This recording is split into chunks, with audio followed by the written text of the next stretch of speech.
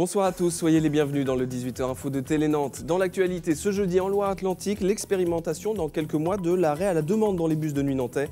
Le gouvernement entend lutter contre les violences faites aux femmes dans les transports en commun. Le mine de Nantes a 3 ans de son déménagement. En 2018, le marché sera transféré à Rezé. Les entrepreneurs se préparent déjà, vous le verrez. Enfin, dans 2 jours, le Groundmaster Clash réunira les meilleurs riders de France. Nous ferons le point sur le programme dans quelques instants.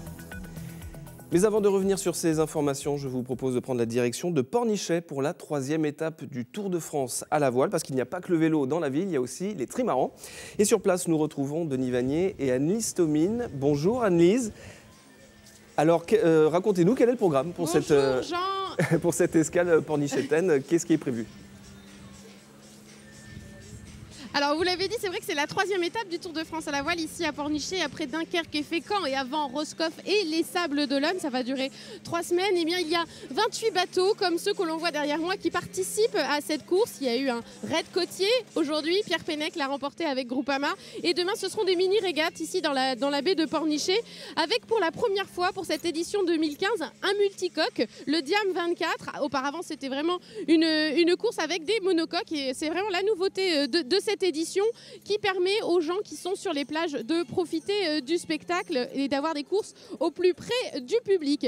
Parmi les invités prestigieux, on va quand même citer Damien Seguin, que l'on connaît bien, c'est aussi le local de l'étape, le champion paralympique qui participe à ce Tour de France à la voile, et Loïc Perron également qui s'est invité, mais seulement pour cette étape à Pornichet. Il est dans l'équipage des 30 corsaires, donc si vous voulez le voir les bateaux, profiter du spectacle, n'hésitez pas à venir demain à Pornichet, c'est à partir de 11h pour les régates et les animations. Merci beaucoup Annelise et très bon vent à vous. Stop au harcèlement des femmes dans les transports en commun. Je vous le disais en titre, le gouvernement vient de dévoiler un plan pour combattre ces violences physiques et verbales. Parmi les mesures présentées, des marches participatives et une campagne de sensibilisation, mais surtout une expérimentation qui sera menée à Nantes. La TAN va tester l'arrêt à la demande sur 10 lignes de bus de nuit pour raccourcir le trajet de retour des voyageuses. Les explications d'Éric Egon. Mains baladeuses, paroles déplacées, regards indiscrets. Selon le rapport du Haut Conseil de l'égalité entre les hommes et les femmes, 100% des utilisatrices de transports en commun ont été victimes au moins une fois d'harcèlement sexiste, voire d'agression sexuelle. Le gouvernement entend mettre fin à ce fléau en lançant toute une série de mesures. Parmi elles, la possibilité de descendre au plus près de chez soi quand elles utilisent le bus de nuit, un arrêt à la demande. Un système déjà en place au Canada ou à New York qui va être testé à Nantes d'ici la fin de l'année. Un bilan sérieux, ça peut nécessiter une expérimentation d'environ 6 mois. Et donc, je pense que c'est en juin 2016 qu'on fera un retour sur est-ce que ça a apporté quelque chose aux femmes et à nos clientes, est-ce que ça a perturbé ou pas notre exploitation. Et puis, on verra si on peut maintenir cette expérimentation et continuer à la mettre en œuvre. Et je pense que si le bilan est positif, le ministère en tirera également un certain nombre de conclusions pour que dans d'autres villes de France, ceci soit aussi déployé. Bon, après, c'est toujours un peu compliqué cette modalité parce qu'il faut essayer d'éviter l'abus et donc ça va nécessiter des modalités précises d'exploitation. Autre mesure prise par le gouvernement, la mise en place d'une alerte SMS ainsi qu'une application avec géolocalisation afin de repérer rapidement agresseurs et victimes. Les agents de transport en commun seront également formés pour une meilleure prise en charge. Dans 3 ans, quasiment jour pour jour, le mine de Nantes déménagera. Il quittera l'île de Nantes, direction Rezé. Une centaine d'entreprises vont devoir migrer vers le nouveau site. Il y a encore quelques mois, certains professionnels ne voyaient pas d'un très bon œil ce transfert. Mais ces réticences se sont largement atténuées. Reportage au cœur du plus grand marché de région avec Julien Herpin. Il est 5 heures et le mine de Nantes est réveillé depuis un moment déjà. Notamment dans le secteur marais où les dernières expéditions sont en préparation. Même chose dans la halle des fruits et légumes, le balai des transpalettes y est permanent. Le déménagement du mine de l'île de Nantes à Rezé est évidemment dans toutes les têtes. D'abord source d'inquiétude, le projet semble avoir fait son chemin dans l'esprit des usagers. Le changement, c'est toujours inquiétant. Après, on va voir ce qu'on va nous proposer. Si on a un service équivalent ou même mieux, pourquoi pas. Ça peut être vu comme une opportunité d'être près d'un périphérique, de bénéficier de réserves foncières, ou en tout cas de places nécessaires. Ça peut être vu également comme un risque, peut-être comme dans tout changement. Au gré des étals, Johanna Roland recueille les avis des uns et des autres. Pas facile de préparer ce déménagement d'une centaine d'entreprises de près de 1200 salariés aux contraintes différentes. Il faut que le transfert du mine soit l'occasion de gagner en facilité, en fonctionnalité. C'est la raison pour laquelle moi je suis très attachée à ce qu'on construise le mine avec les acteurs du mine, parce que c'est bien eux qui sont les mieux à même de nous dire voilà de combien de surface on a besoin, voilà ce qui est nécessaire pour que ça fonctionne. Après on discute, on négocie, il y a aussi des enjeux économiques qui sont évidemment pas neutres. Coordonnée par l'association Mine Avenir, la concertation, après avoir rencontré quelques résistances, est désormais à l'œuvre. Il y a eu un travail assez collectif et de co-construction pour ce projet. Donc maintenant, il reste la grosse étape, qui est l'étape des négociations des indemnités pour le déménagement. Sinon, on est en phase à tous les niveaux. Et le temps presse. Le permis de construire devrait être déposé avant l'été prochain. Suivra une phase de travaux de près de 2 ans pour permettre un déménagement sur le site de Rezé en juillet 2018, dernier carat. Pour les opposants au projet d'aéroport à Notre-Dame-des-Landes, c'est un rassemblement désormais traditionnel. Chaque année, au mois de juillet, ils se mobilisent pour un grand rassemblement. Et pour cette 15e édition, ils s'installeront au sud de la ZAD, à Vigneux-de-Bretagne.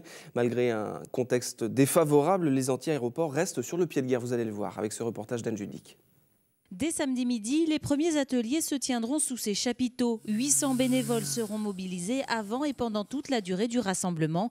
Plusieurs milliers de personnes sont attendues sur 2 jours, avec une première, la visite du tribunal permanent des peuples saisi par les opposants en mai dernier. C'est un tribunal moral, hein, ce n'est pas un tribunal réel et administratif, mais c'est un tribunal, il vient ici auditer tous les opposants à l'aéroport, en fait, et il vient voir qu'est-ce qui est possible et qu'est-ce qui n'est pas possible de faire et qu'est-ce qu'on peut accepter. Et le droit au peuple de s'autodéterminer, eh bien, c'est un droit inaliénable pour ce tribunal des peuples. Hasard du calendrier, 5 jours après les festivités, le résultat du recours sur la loi sur l'eau sera dévoilé. Et si l'avis du rapporteur public dessert les opposants, ces derniers restent confiants. Ça peut être aussi pour certains une motivation de plus pour venir. On ne peut pas préjuger de la réponse que nous fera le juge du tribunal administratif. On se prépare pour aborder l'échéance du 17 dans la sérénité, en renforçant notre potentiel de résistance sur le terrain par ce rassemblement qu'il faut qu'il soit une réussite. Et il n'y aura probablement pas d'évacuation cet été. En effet, le gouvernement a promis de n'agir qu'après le dernier recours.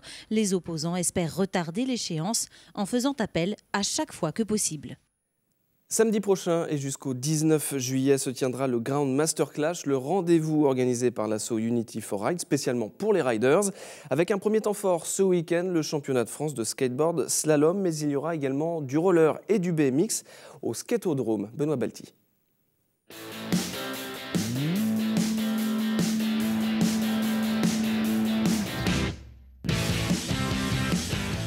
Unity for Ride s'occupe des sports extrêmes sur Nantes, notamment du roller, du skate et du BMX.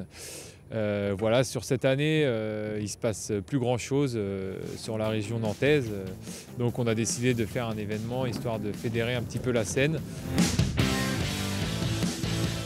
On a décidé d'organiser des clashs amicaux roller et skate. Et après, on aménage un skatepark qu'on monte exprès sur le site des Nefs pour une compétition BMX.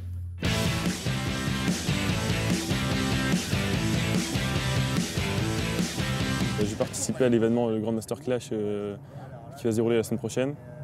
Donc ça va être un événement qui va consister, en tout cas pour la spécialité, enfin la catégorie roller, on va devoir faire des courses de vitesse et après il y aura un contest line. En gros ça va être chacun aura un temps précis. Il va devoir faire plusieurs figures exécutées dans le skateodrome. Moi franchement je trouve que c'est une super bonne idée parce que depuis 3 ans il n'y a pas eu d'événement à Nantes. Il y en avait un qui s'est déroulé au hangar et il a été arrêté.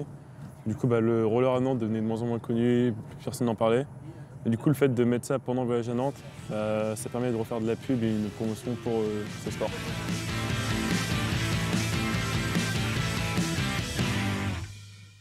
Et un dernier mot de handball avec le calendrier de la prochaine saison de D1. La LNH vient de le dévoiler. Le HBC Nantes débutera son exercice par un déplacement dans les Bouches-du-Rhône sur le parquet d'Aix. Ce sera le mercredi 9 septembre prochain.